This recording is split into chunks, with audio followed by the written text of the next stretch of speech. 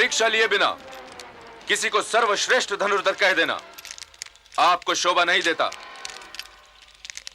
अर्जुन के सभी गुणों में से केवल एक गुण मेरे पास नहीं, और वो गुण यह है कि मैं आपका शिष्य नहीं हूं। यदि मैं आपका शिष्य रहा होता तो आप अब तक मेरा अंगूठा भी कटवा चुके होते। उस अंगूठे में मुझे हस्तिनापुर की ओर चलने वाले वाणों के अंकुर दिखाई दे रहे थे धनुर्धर।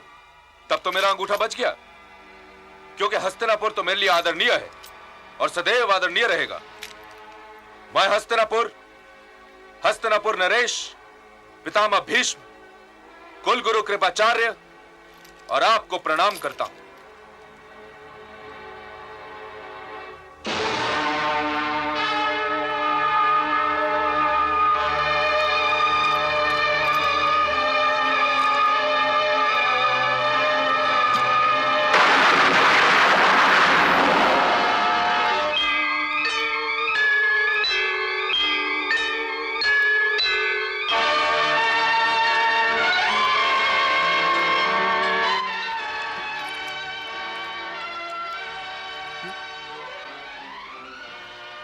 इस माला से तो परशुराम जी की सुगंध आ रही। ऐसा धनुर्धर कौन हो सकता है विदुर? यदि प्रतियोगिता निश्चित हुई महाराज, तो कुलगुरु कृपाचार्य स्वयं उनसे एक प्रश्न करेंगे। किस सोच में पड़ गए आचार्य? क्या आप अपने प्रिय शिष्य को इस योग्य नहीं समझते कि वो मेरा सामना कर सके? ये देखिए, मेरे पास धनुष भी है और तुनीर में वाण भी, और मैं इस भरी रंगभूमि में आपके शिष्य अर्जुन को ललकार रहा हूं। इस प्रतियोगिता के पश्चात स्वयं हस्तिनापुर यह निर्णय लेगा कि सर्वश्रेष्ठ धनुर्धर कौन है। यदि आज्ञा हो तो मैं अपने बाणों से इस अभिमानी के होंठों को सी दूं गुरुदेव। अर्जुन, क्षमा चाहता हूं कुलगुरु। आगे आओ धनुर्धर। ये कुरुकुल के राजकुमारों की रंगभूमि है धनुर्धर। गुरुकुल के गुरुदेव, रंगभूमि सार्वजनिक है और मैं इस रंगभूमि में सार्वजनिक घोषणा करता हूं कि या तो मुझे सर्वश्रेष्ठ धनुर्धर घोषित किया जाए, या फिर कुरुकुल का सर्वश्रेष्ठ धनुर्धर मेरे साथ द्वंद्व युद्ध करके यह सिद्ध करे कि वो सर्वश्रेष्ठ धनुर्धर कहलाने के योग्य है। धनुर्धर, जिस धनुर्धर को तुमने ललकारा है, पहले मैं उससे तुम्हारा परिचय करवा दूं। यह चंद्रवंशी राजकुमार अर्जुन है, जो महाराज पांडु का पुत्र है, महारानी कुंती जिसकी माता है, और आचार्य द्रोण जिसके गुरु। अब तुम बताओ धनुर्धर, तुम्हारा परिचय क्या है?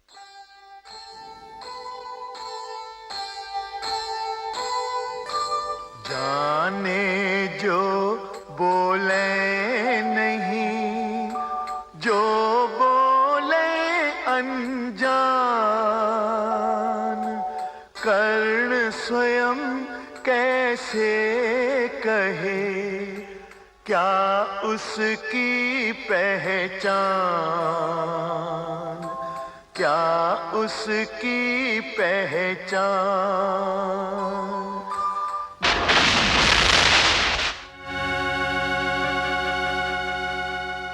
धनुर्धारी, लगता है तुमने मेरा प्रश्न सुना नहीं। मैंने अभी अभी अर्जुन का परिचय देकर तुमसे पूछा था कि तुम्हारा परिचय क्या है, तुम किस वंश के हो? मेरा धनुष मेरा परिचय है और बाण मेरी पहचान है। इतने परिचय से रणभूमि में तो काम चल सकता है धनुर्धर, परंतु रंगभूमि में नहीं। यदि तुम क्षत्रिय राजकुमार नहीं हो तो इस रंगभूमि में अर्जुन को नहीं ललकार सकते।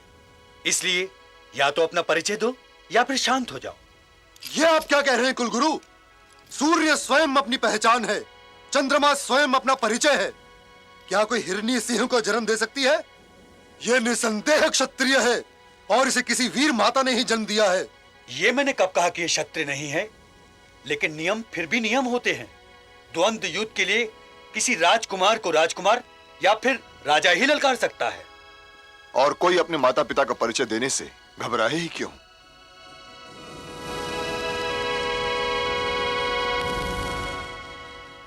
धनुर्धर, मैं तुमसे तुम्हारे माता पिता का नाम नहीं पूछूंगा। मैं तुमसे यह भी नहीं पूछूंगा कि तुम किसके वंशज हो। मेरे लिए तुम्हारा इतना परिचय ही बहुत है कि तुम केवल वीर ही नहीं, महावीर हो। और तुम्हें किसी और परिचय की आवश्यकता भी नहीं है। परंतु यदि कुल गुरु ये कह रहे हैं कि नियम के अनुसार अर्जुन को ललकारने का अधिकार तुम्हें तभी प्राप्त हो सकता है जब तुम ये सिद्ध कर दो कि तुम राजा हो या राजकुमार, तो यही सही। मैं तो कभी सोच भी नहीं सकता था कुलगुरु कि कभी वो दिन भी आ सकता है जब हस्तिनापुर अपने आंगन में खड़े हुए किसी महावीर के लिए आंखें बिछाने की जगह उसका अपमान करेगा। परंतु आज का दिन वही दिन है और मैं ये कभी सहन नहीं कर सकता। मैं नहीं जानता कुलगुरु कि ये धनुर्धर कौन है, पर मैं इतना अवश्य जानता हूं कि ये वीर पुत्र है। और आप सबके संतोष के लिए आज मैं अपने उन अधिकारों का प्रयोग करूंगा जो मुझे मेरे पूज्य पिताश्री से मिले हुए हैं और पितामह जिनके साक्षी हैं। तुम्हारा नाम क्या है धनुर्धर? मेरा नाम कर्ण है। अंग देश का राज्य मेरे अधिकार में है कुलगुरु, और मैं आज अपने मित्र कर्ण को अंग देश का राजा बनाता हूं। अंगराज कर्ण की जय।